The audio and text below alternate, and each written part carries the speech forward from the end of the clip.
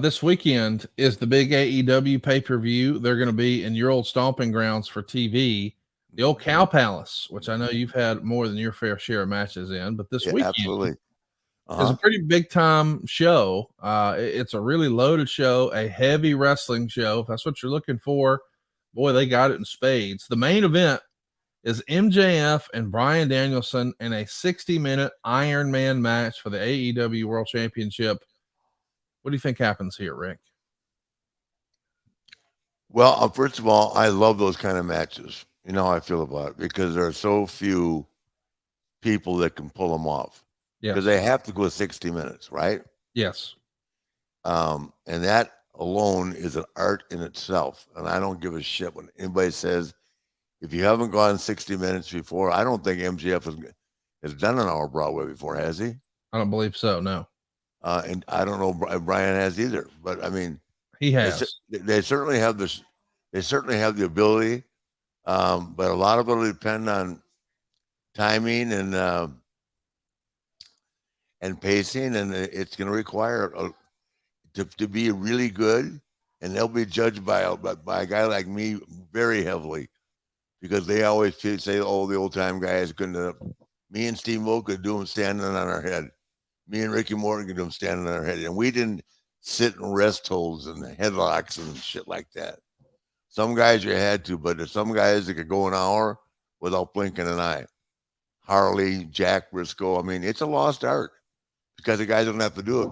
But I think the audience will love it, and I expect both the guys because they're really good to put on a great performance. But time will tell.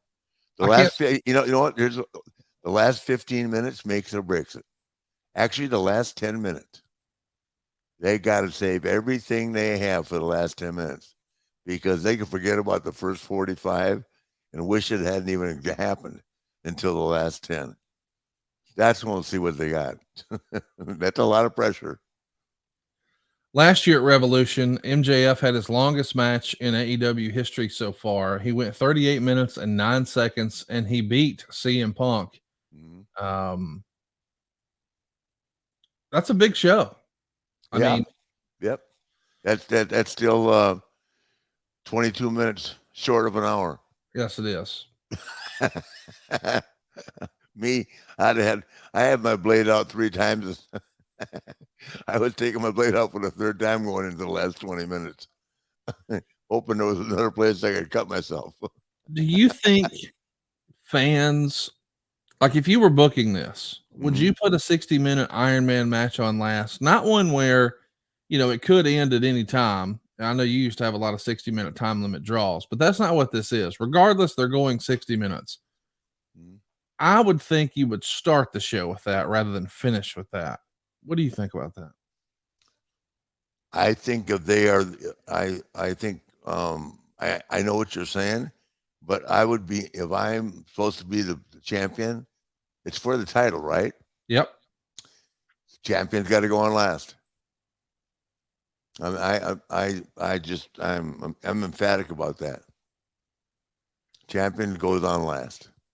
If you're supposed to be the best and supposed to be representing the company, you go on last, and you follow whatever you have to. And God only knows, can imagine what it was like trying to follow the Road Warriors and Dusty and Tully and Arn and Magnum and the Road Warrior. I mean, Midnight Express, Rock and Roll. I mean, God, sometimes I look at a guy like Nikita and say, "Motherfucker, we got to re-strap it up tonight, man," because that was not Nikita's forte, but we did a bunch of them, as I did with Dusty. I mean, all those guys I wrestled for an hour.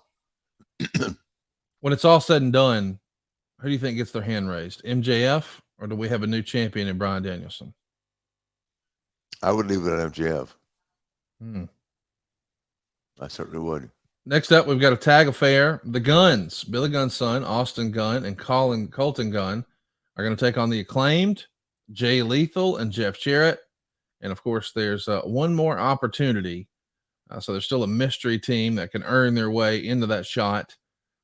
I'm a homer. I want Jay Lethal and Jeff Jarrett to be the heels with the tag straps and have the Acclaim chasing. What would you do? Same thing. Yeah. I think Jay and Jeff have caught on to something right now, and it's good. and they had to be given us 10% of their purse. Listen, I'm not going to argue that. We know how that pairing came to be. They beat your ass to death in a damn parking lot.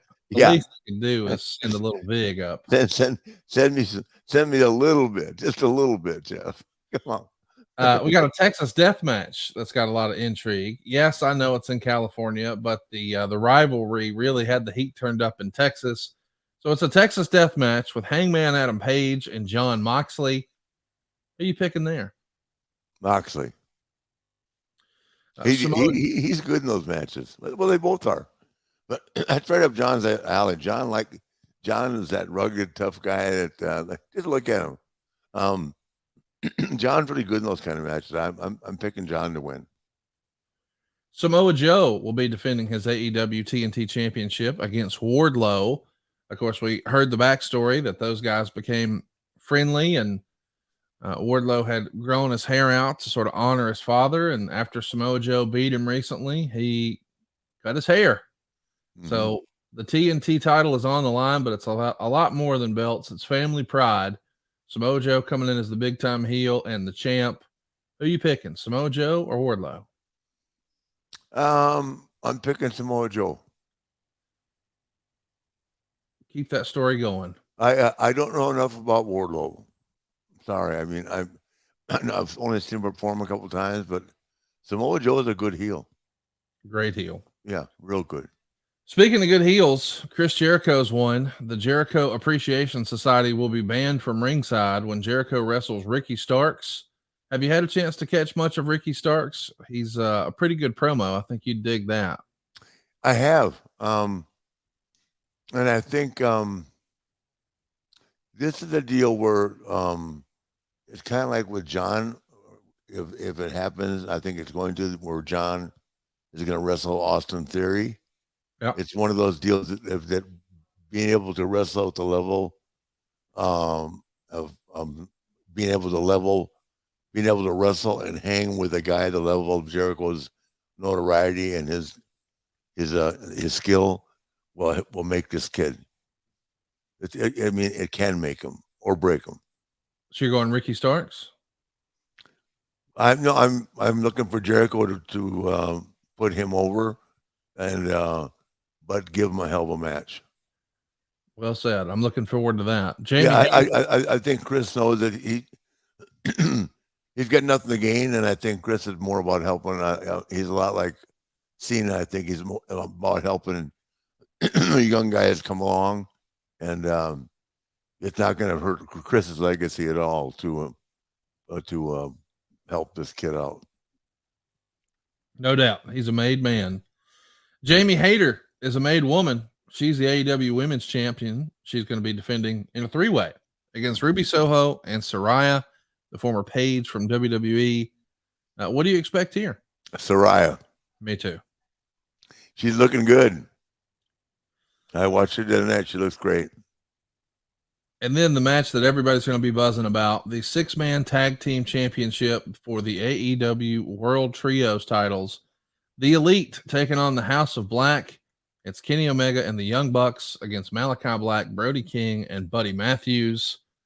You going with the Elite here, or is it time for a switch? Put up the graphic for them. Okay, I had to make sure I knew what I was talking about. I'll be honest with you. I like the Elite. Yeah, me too. I like the Elite.